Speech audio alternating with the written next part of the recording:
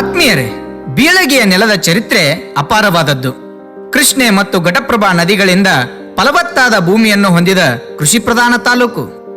ಬೀಳಗಿಯ ನೆಲ ತನ್ನದೇ ಆದ ಪರಂಪರೆ ಹೊಂದಿದ್ದು, ಕಲೆ, ಸಾಹಿತ್ಯ, ಶೈಕ್ಷಣಿಕ ರಂಗ, ರಾಜಕೀಯ ರಂಗದ ಮೂಲಕ ಕರ್ನಾಟಕಕ್ಕೆ ಬಹುದೊಡ್ಡ ಕೊಡುಗೆ ನೀಡಿದೆ.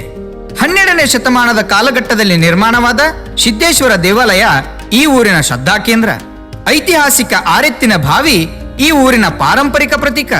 ಶಹನಾಯಿ ಮಾಂತ್ರಿಕ ಸನಾದಿ ಅಪ್ಪಣ್ಣ, ಕರ್ನಾಟಕದ ಶೇಕ್ಸ್ಪಿಯರ್ ಎಂದೇ ಖ್ಯಾತಿ ಪಡೆದ ಕಂದಗಲ್ ಹನುಮಂತರಾಯ, ಖ್ಯಾತ ಪಶು ವೈದ್ಯ ಸಿದ್ದಪ್ಪ ಬಿದ್ರಿ, ನೇತ್ರ ಚಿಕಿತ್ಸೆಯಲ್ಲೇ ಗಿನ್ನಿಸ್ ದಾಖಲೆಗೈದ ಡಾಕ್ಟರ್ MC ಮೋದಿ, ಚಲನಚಿತ್ರ ನಟ ಮಧ್ವರಾಜ್ ಉಮರ್ಜಿ, ಕಂಚಿನ ಕಂಠದ ಗಾಯಕಿ ಅಮೀರ್ ಭಾಯಿ ಕರ್ನಾಟಕಿ, ಕೃಷಿ ತಜ್ಞ NP ಪಾಟೀಲ್, ಖ್ಯಾತ ಕಾದಂಬರಿಕಾರ ಕೃಷ್ಣಮೂರ್ತಿ ಪುರಾಣಿಕ.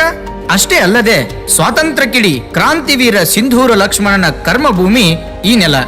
ಇಂತಹ ಅನರ್ಘ್ಯ ರತ್ನಗಳಿಂದ ವೈಭವೀಕರಣಗೊಂಡ ಪವಿತ್ರ ಭೂಮಿ ಬೀಳಗಿ. ಇಂತಹ ನೆಲದಲ್ಲಿ ಸಕಾರಾತ್ಮಕ ಚಿಂತನೆಗಳನ್ನೊಳಗೊಂಡ ವಿದ್ಯಾಸಂಸ್ಥೆಯೊಂದರ ಅವಶ್ಯಕತೆ ಇತ್ತು. ಈ ನಿಟ್ಟಿನಲ್ಲಿ ಶ್ರೀಮತಿ ಸುಮಾ ಕಾಶಿನಾಥ್ ಸೋಮನಕಟ್ಟಿ ದಂಪತಿಗಳ ಆಲೋಚನೆಯೊಂದಿಗೆ ಪ್ರಾರಂಭವಾದ ಶ್ರೀ ಗುರುಬಸವ ಶಿಕ್ಷಣ ಸಂಸ್ಥೆಯು ಬೀಳಗಿಯಲ್ಲಿ ಸ್ಥಾಪನೆಗೊಂಡಿತು.